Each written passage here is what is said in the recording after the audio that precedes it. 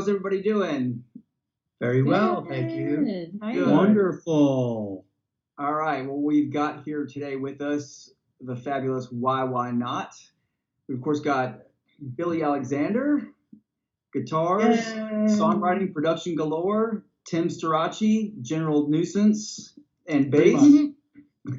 Actually, I Chandler on prefer vocals. general disorder. Right. Right. And Mike Hetzel on drums and heavy artillery. That's right.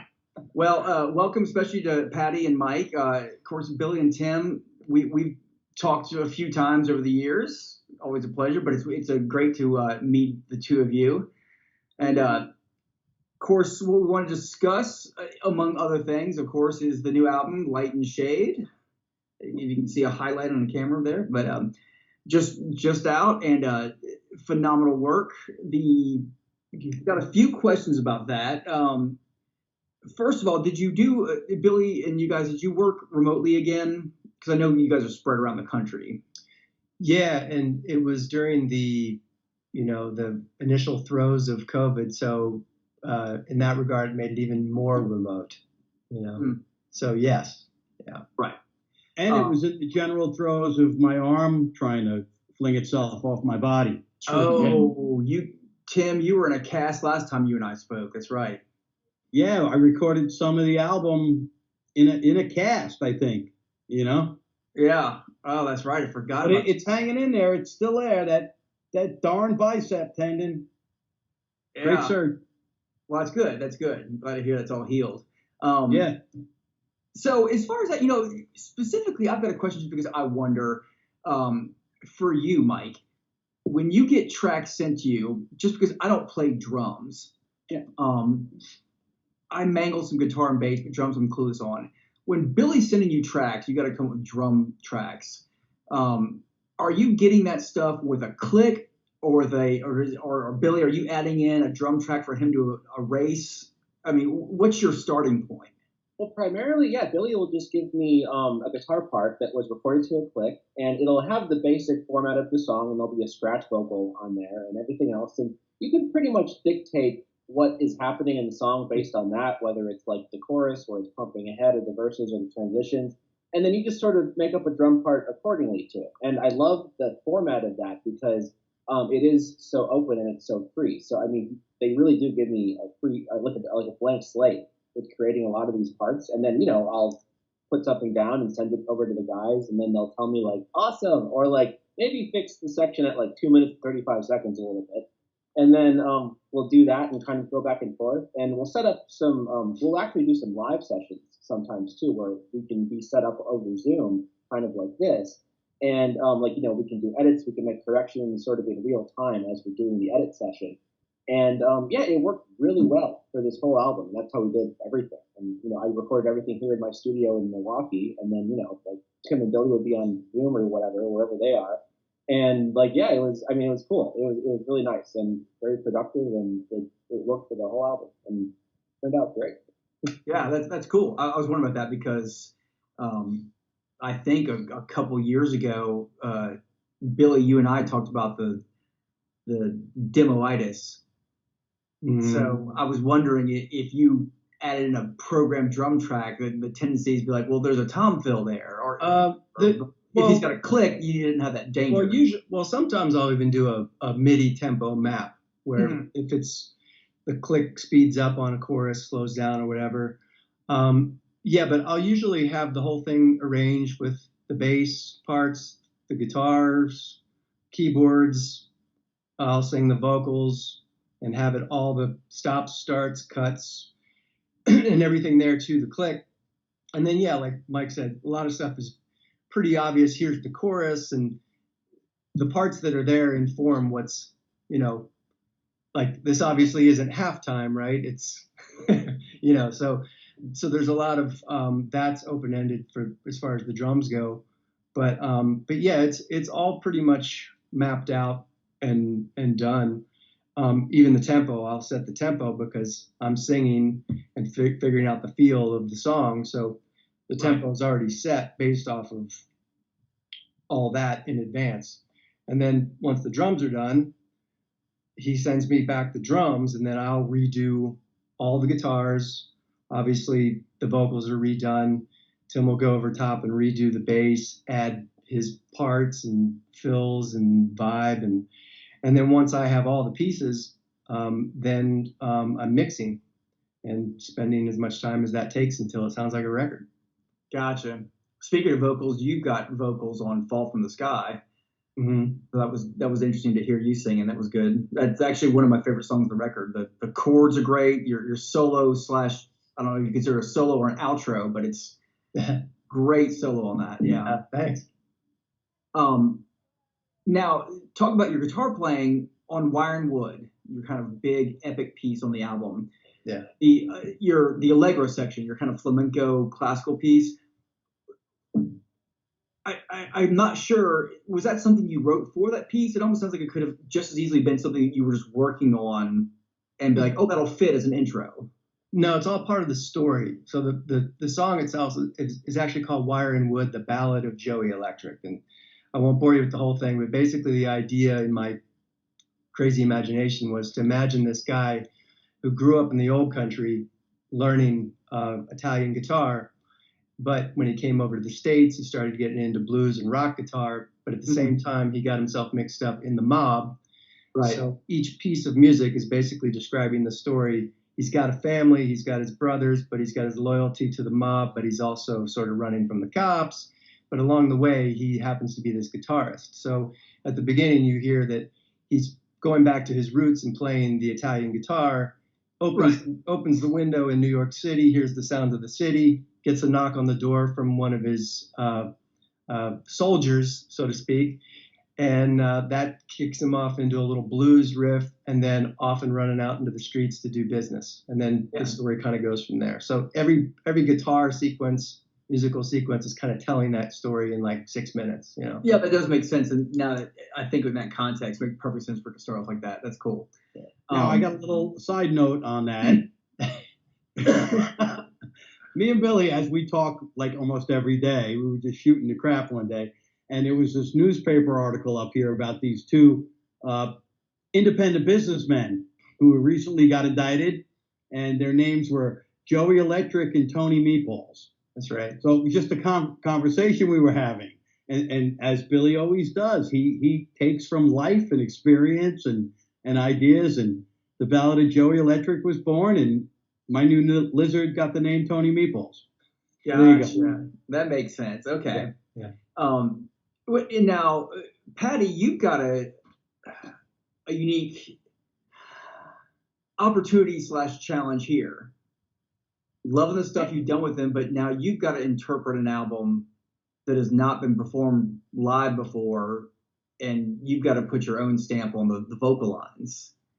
Yeah, I mean, I'm no stranger to having to do that with many of the Rush covers that we've done as well. Sure. But it is definitely a bit of a challenge because I've had to learn new skills as a singer because I'm not so used to being so much in my high belt range like that. And so that has been a challenge, particularly nailing that high range without burning myself out live. Mm-hmm. But as far as interpretation, like there are definitely some tracks that I can hear. I think Living Proof was one that we were going to try to work out next time we see each other. I just feel like I hear a lot of myself in them. And so I'm really excited for that too. Yeah, definitely. I mean, I love what I've heard online so far of you. And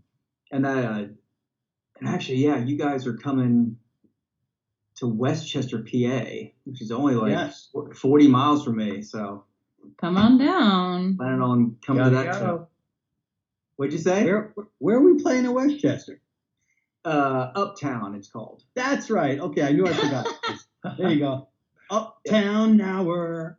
Yeah, so I'm just outside of Philly, so it's not too far drive for me. Well, we'll see you there. See you there. Yeah, I can't remember the date now. I looked it up. October or I don't know what it is. Probably October. Yeah, it's like October 6th or 7th or something like that. After a while, they all sort of blur together. So you tell us that we're supposed to be somewhere. If it's online, we'll probably be there. I'll call you back Everyone every day. can just go to YYNOTband.com, and all the shows are there, and Bands in Town, and Instagram, and Facebook, and Twitter, and we have a TikTok as well now. Ah, you don't dance on it, do you, Tim? You'll have to go look. You'll have to subscribe. Yeah, I'll do anything for views. So Some of this, they couldn't handle it. Yeah. Mm-mm. So, what? I mean, how is the live performing going so far? I mean, did everything gel off the bat? Did you have to get to know each other? I mean, as far as just the live set and that kind of thing. I mean, obviously Tim and Billy have been working together for years, but Yeah. how was that growing process? I'll jump in real quick and also Sure. piggyback on your question about Patty with the YYNOT stuff. But Sure. both things were they clicked immediately. I mean, we basically met, picked her up from the airport the day before. Well, we had one quick rehearsal. We got into a rehearsal room. We had to just quickly jam through some stuff. She had to learn the stuff that she didn't know. She had to learn the original song she had never obviously learned before. You know, I should have probably done a background check on you guys to make sure you were real first too. That's but, true. That would have been a waste of time. well, I'm just actually don't reporting do from them- Billy's don't- basement here, so. Right. But Don't yeah, do it now. so that first so the next night was here in Southern California, and it was like a sold out show, and boom, man, we just hit the stage, first song to the end, originals included, and they just gelled. I mean, it really was. It was pretty ridiculous. Like we were just Tim and I were looking at each other, just like, wow, what just happened? Like this. Yeah, we were. Yeah. Just felt like this sort of injection of something that was Yeah. very very positive. Yeah, that was it. Yeah, no, there definitely was like a vibe, almost a sense of urgency, and almost a sense of like me and Billy, we've been doing this for 6 years. You know, if it was easy, I don't think it would be as much fun. You know, where hey, let's start a band. You know, we live millions of miles away. We'll just show up and play all this, easy shit. You know, and that night was bordering on like magical. It really was. It was so much fun. I mean, Billy, wiping the smile off your face was like impossible all night.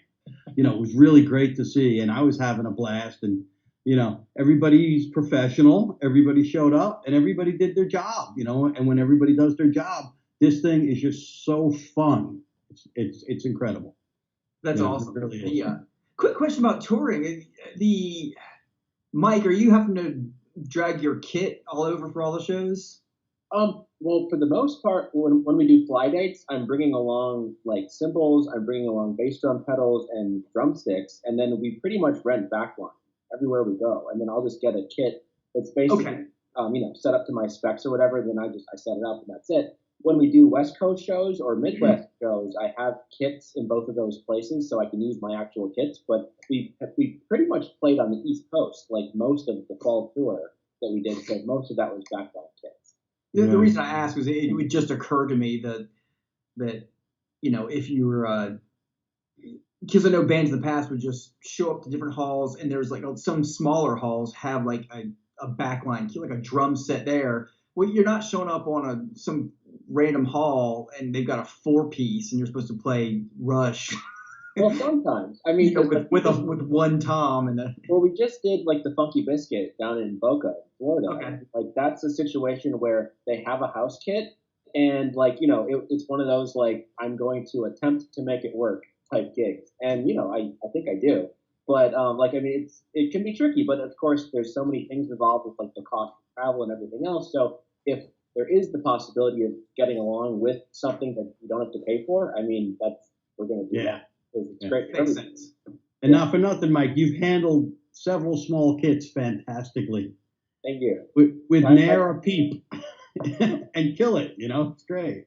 That's cool. Yeah. Yeah, I'm sure now when you're playing a small kit, you just sort of like when you sit down a small kit, do you just come up to a part and change it in the flow, or do you sit down and go, okay, the song's starting? Are you already mapping out like, okay, I don't have the rototoms for this, or I don't have the extra splash for this, so I'm going to do this instead, or you just do it as you go? I mean, I always just, my approach to playing Rush or anything else is just I'm going to play the music. And I mean, whether I have 3 toms or 9 toms, like it's still the same song and it's still the same musical intention you want to put across. So like there's a couple of fills like in YYZ or like Natural Science where there are like big tom runs. Right. And really it's just like, okay, it's nice when you have the whole kit, but like as long as you're playing the song and you kind of are aware of what's happening and like the length of certain fills and everything else, I mean like it's really not that weird to go to a smaller kit to play it. So basically play the song, and if you can react to the music and react to what's going on, that's going to sort of guide you more than anything else.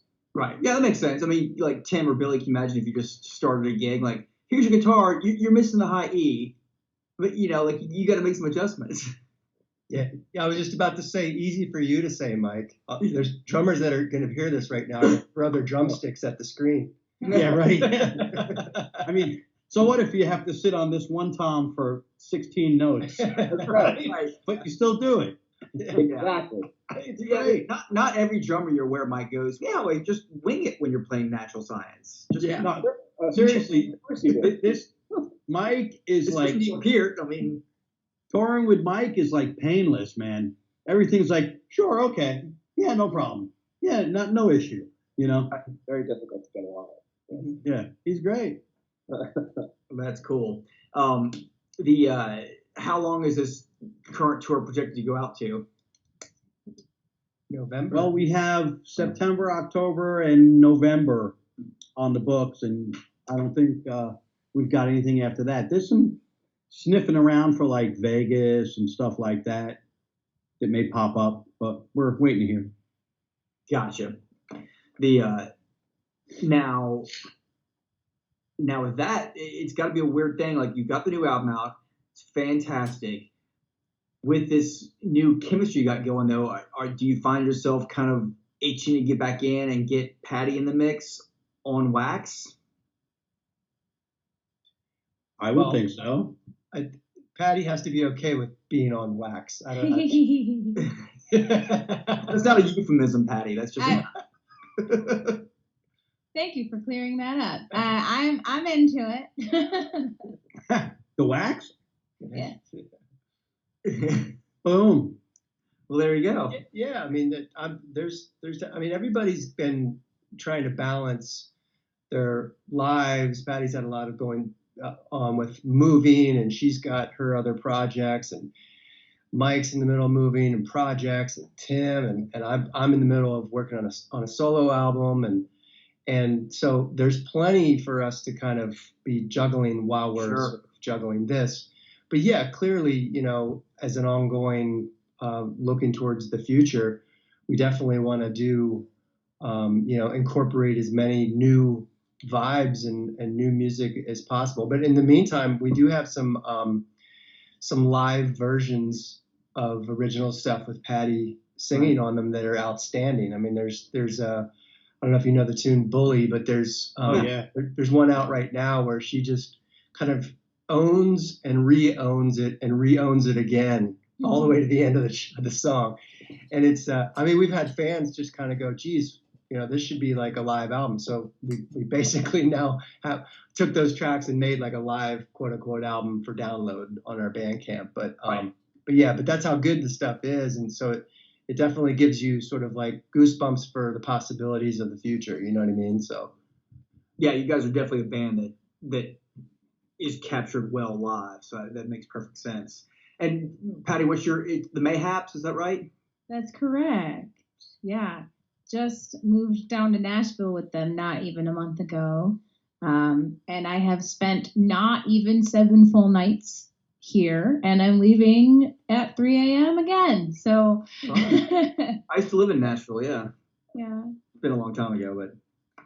And Mike, sorry, you've got a nice Jeff Porcaro cover on your YouTube channel I just listened to the other day. Thanks, man. Yeah, thank you.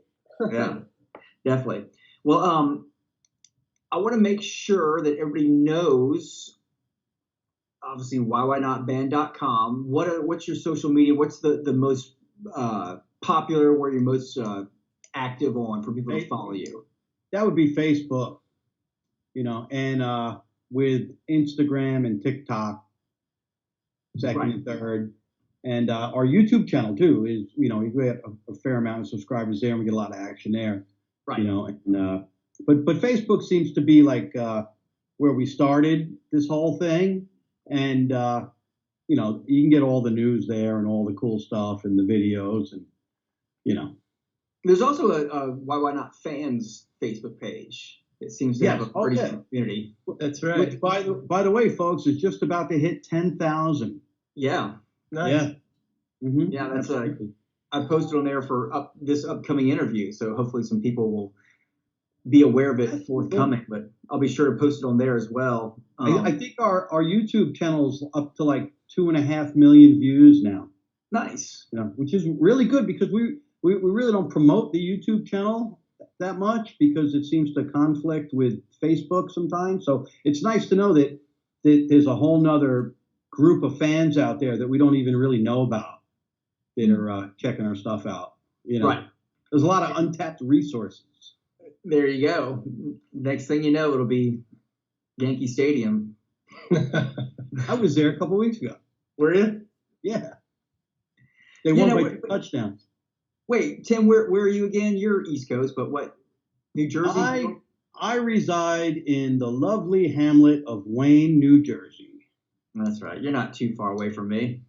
No, I work for Tech 21 here in Clifton, and it's a dream job, and it's really cool. And yeah, it's Jersey.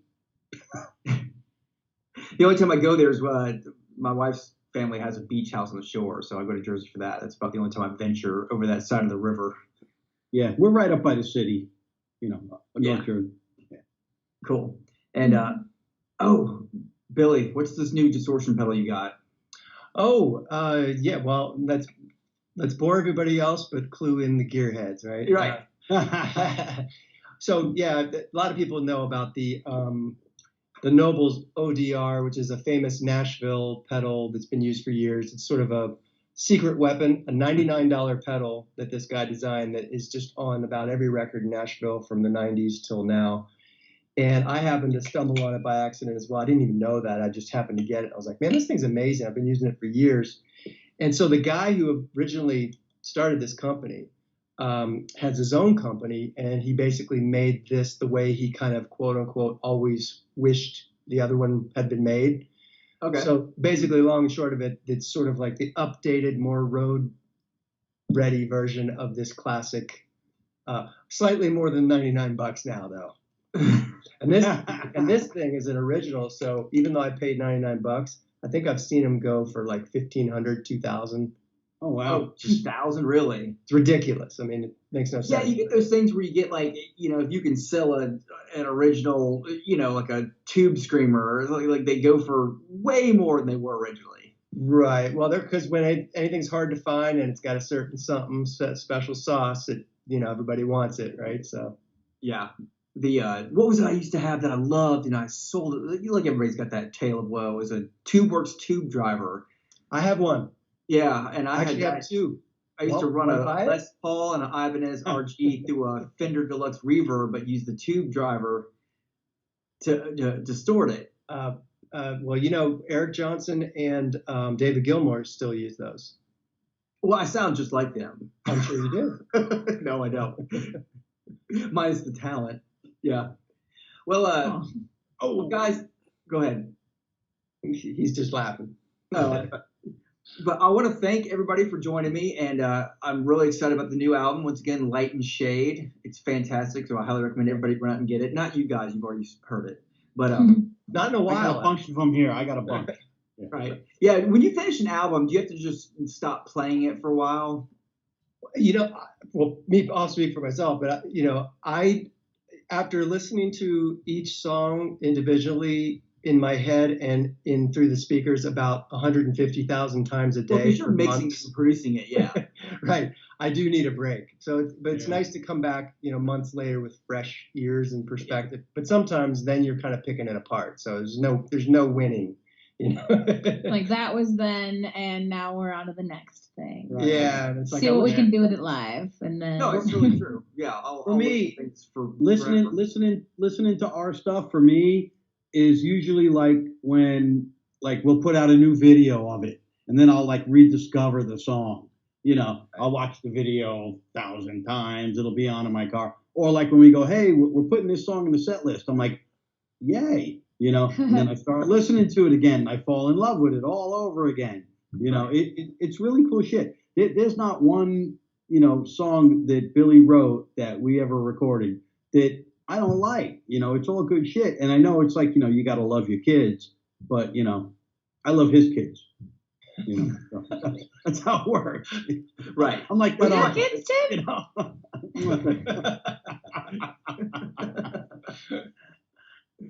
Cool. Thanks again, everybody, for joining me, and I'm looking forward to getting out and seeing you when you're leg through here in Pennsylvania.